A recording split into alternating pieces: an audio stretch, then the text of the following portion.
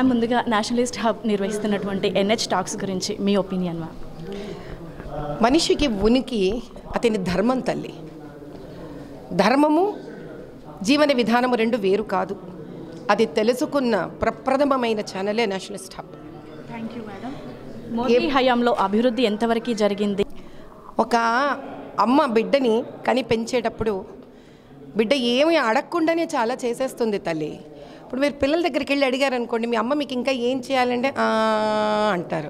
నేను ఇదే ప్రశ్న కూడా అంటాను. ఎందుకంటే అన్నీ తెలుసుకొని దేశానికి తల్లిని మాతృత్వ స్థానాన్ని ఆయన తీసుకున్నారు. తల్లి తానే తండ్రి తానే చేస్తున్నారు. అలాంటి తల్లిదండ్రులకు చెప్పేంత అవసరం నాకు కనిపించలేదమ్మా. ఓకే మ్యామ్, మోదీ హయాంలో జరిగిన అయోధ్య రామ మందిరం గురించి మీ మాటల్లో. పరువు పోయిందనను, కానీ మనసులోని ఒక విషాద బాధ, అంటే ఒక రాజుకి తన కిరీటం పడిపోతే తలదన్నితే ఎవరైనా ఎంత బాధ కలుగుతుందో, ఒక భారతీయుడికి అంటున్నా నేను కేవలం హైందవుడికి అన్నట్లు ఒక భారతీయుడికి ఆ అయోధ్యలోని రామమందిరం 500 సంవత్సరాలుగా నిర్మించబడకపోవడం అనేది అంత బాధగా ఉంది. ఈరోజు ఎప్పుడైతే అది నిర్మించబడి అంత దేదీప్యమానంగా ఆ ప్రాణప్రతిష్ఠ చేసుకుందో, ఆ కిరీటం మళ్ళీ పెట్టినట్టు అనిపించిందమ్మా ప్రతి భారతీయుడి తల మీద. మేడం, మన సాంప్రదాయాలు, కట్టుబాట్లు, ఆధ్యాత్మికత ఖండాంతరాలు దాటాలి అంటే నెక్స్ట్ మనం చేయాల్సిన పని ఏంటి అంటే మీరేం చెప్తారు? ముందు పురుషులందరినీ పద్ధతిగా తయారవ్వమని చెప్తానమ్మా. ఆడవాళ్ళకి చెప్పి అలసిపోయాను తల్లి. పాపం ఎప్పుడు వాళ్లే వింటున్నారు. ఈరోజు నుంచి కొత్త ఉద్యమం పట్టుకున్నాను. అయ్యా పురుషులారా, ఈ దేశ సంస్కృతి ఏదో ఆ సంస్కృతికి సంబంధించిన వేషధారణలో మీరు దయచేసి బయలుదేరండి. ఉద్యోగమైనా సరే, ఇప్పుడు ఫారెన్లో వాళ్ళు సూట్ వేసుకొని ప్యాంట్ షర్ట్ వేసుకొని ఆఫీస్కి వస్తున్నారు. అది వాడి ఫార్మల్ డ్రెస్. మన ఫార్మల్ డ్రెస్ కాదు కదా అది. మనం ఎందుకు ఆ బట్టలు వేసుకొని మరి వెళుతున్నాము?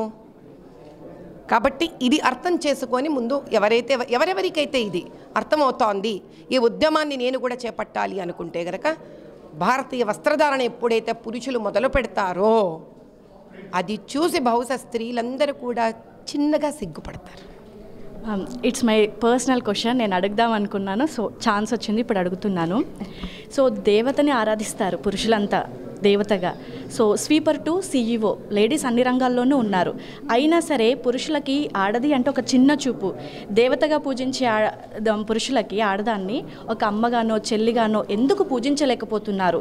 అసలు అలా పూజించే అవకాశం ఈ కలియుగంలో వస్తుందంటారా, రాదంటారా?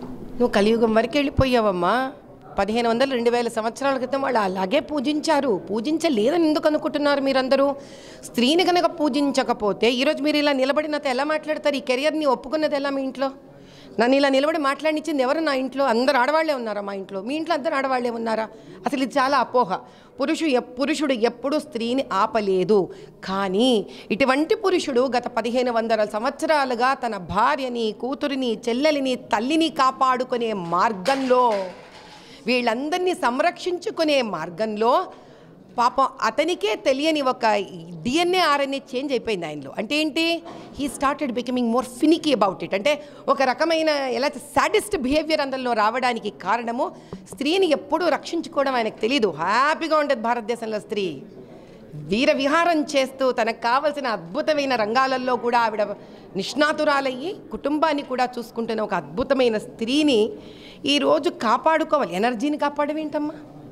ఇప్పుడు నువ్వు సూర్యుడిని నువ్వు కాపాడాలి అని అన్నావు అనుకో, 2 చేతులు పెట్టి సూర్యుడిని ఇలా కాపాడాలి అన్నావు అనుకో, ఆ చేతులు కాలిపోతూనే ఉంటాయి. ఆ కాలిపోతున్న బాధే ఈరోజు పురుషుడి ప్రవర్తన. ఏ రోజైతే ఇప్పుడు మనం అందరం ఒక శపథం తీసుకున్నామనుకో, మన ఆడపిల్లల్ని మనము కాపాడాల్సిన అవసరం లేదని ఎప్పుడు అనుకోవాలి అని అంటే, పురుషులందరూ స్త్రీని ఒక చక్కటి భావనతో చూడడం మొదలుపెట్టాలి. దానికి స్త్రీ గౌరవించదగ్గ తయారవ్వాలి. దానికి మళ్ళీ పురుషుడు ఆవిడ తయారయ్యేటట్లు ముందు తాను తయారవ్వాలి. ఇదొక సైకిల్ అమ్మా. ఓకే మ్యామ్, ప్రపంచం అంతా ప్రస్తుతం మోదీని బాస్గా చూస్తుంది. సో దాని గురించి మీ మాటల్లో. బాస్ ఏంటమ్మా? ఆయన తండ్రి స్థానంలో పెట్టి చూడాలి. బాసా ఇంకేమన్నా? ఆయన తండ్రి, క్షమిస్తాడు. అదే సమయంలో ఆయన వరము ఇస్తాడు. అందుకే నేను అన్నాను, ఒక ఫాదర్ ఆఫ్ నేషన్ చాలు, he's the coming up father of nation. ఈ భారతదేశానికి ఆయన తండ్రి స్థానాన్ని తీసుకున్నాడు.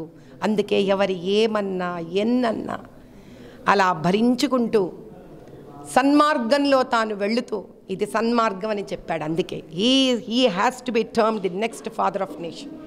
ఓకే మ్యామ్, ఇంతకుముందుకు పాశ్చాత్య దేశాలకి మన భారతీయులు వెళ్ళినప్పుడు అంటే చాలా చులకనగా చూసేవాళ్ళు. సో ప్రజెంట్ వెళ్తున్నప్పుడు వాళ్ళు ఇచ్చే రెస్పెక్ట్ కానీ, ఒక భారత్ నుంచి వచ్చారన్నప్పుడు ఆ మనిషి మీద విలువ కానీ చాలా పెరుగుతుంది. సో అప్పటికి ఇప్పటికీ ఉన్న డిఫరెన్స్ ఏంటి అంటే మీరేం చెప్తారు? అప్పుడు లొంగిపోయినట్టున్నప్పుడు లొంగ తీసుకోవాలనుకుంటున్నాం. ఓకే మ్యామ్, అయితే ఇప్పుడు నెక్స్ట్ బీజేపీ 400 పక్కా అని అంటుంది. సో దానికి మీరేమంటారు? 401 అంట అమ్మ. సో నెక్స్ట్ మన సౌత్లో బీజేపీ రావాలి అంటే మనం ఏం చెయ్యాలి? అందరూ నేనేం చేస్తున్నానో నా వెనక వచ్చి ముందు ఆ కోటను పగలగొడతాను నేను. రండి, అందరు తయారయ్యండి. ఆ ఒక్క కోట పగలగొడితే సౌత్ అంతా మందే. ఈ వీడియో మీకు నచ్చినట్టయితే లైక్ చేయండి, 10 మందికి షేర్ చేయండి. అలాగే కామెంట్ల రూపంలో మీ అభిప్రాయాలను మాతో పంచుకోండి. Nationalist hub group of channels ను సబ్స్క్రైబ్ చేసుకుని తెలుగునాట జాతీయవాద జర్నలిజాన్ని ప్రోత్సహించండి. ఈ వీడియో కింద ఉన్న బెల్ ఐకాన్ పై క్లిక్ చేయడం మర్చిపోవద్దు.